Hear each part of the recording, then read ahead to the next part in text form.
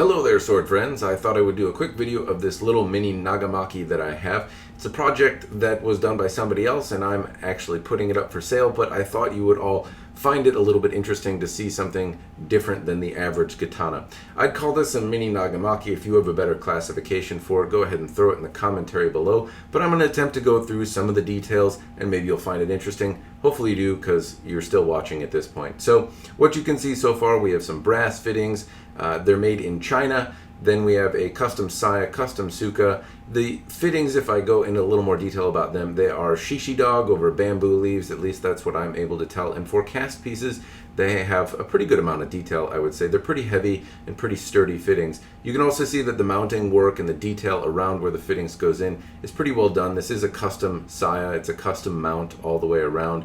The fittings are obviously cast. The blade is going to be a Huawei blade, so in that sense it's not a fully custom blade, but the mounting is custom work, and that the wood was made for this and the scuff was made for this particular blade. They're not repurposed from another piece. The fittings, as you can see, have a nice bamboo look around them. I like the detail on the tsuba itself. It has this kind of cool detail around the rim that follows the same theme. It's a tsuba that is made to fit with this particular set of fittings. You can also make out that there are some custom seppa in there. Those weren't part of this particular fitting set, but were custom made to match up and add to the detail and aesthetic of the sword. There's also this really nice long scuff. It's a full wrap of samegawa, and I just like how it came out. It had a base coat of red that was then kind of cleaned off, and then black was applied to it to go in the crevices or between the nodules of the samegawa, and I think it just gives it this really awesome look. I'd also say that as opposed to just a blank skin of samegawa, it's been sanded down or adjusted in some way that it's not just murder on your hands to hold.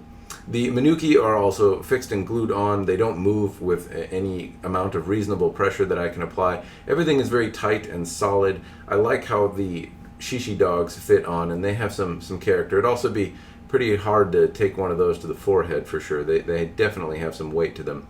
Now onto the habaki here. You can see that this is a custom made habaki.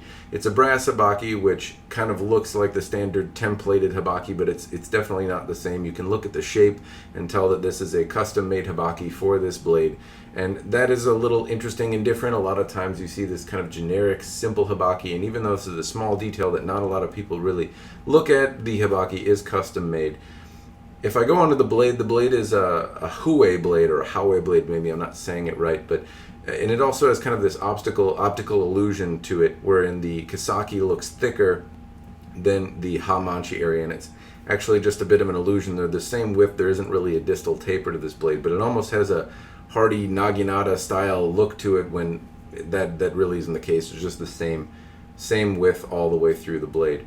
Now the hamon line is something that I think is actually pretty cool. It has a mirror polish to it, and the kasaki isn't really very well brought out. The yakote is very subtle, but the hamon is pretty easy to see even in this sunlight that you can make out here. It has a nice kind of graceful, fun look to it. I don't know exactly how you would classify this particular hamon. Again, if you have a way to place it, you can throw it in the commentary below, but what I would say is that I just like the way it looks.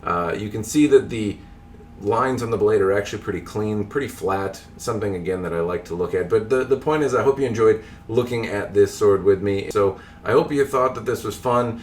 That is all I have for you. Cheers, and thank you for watching.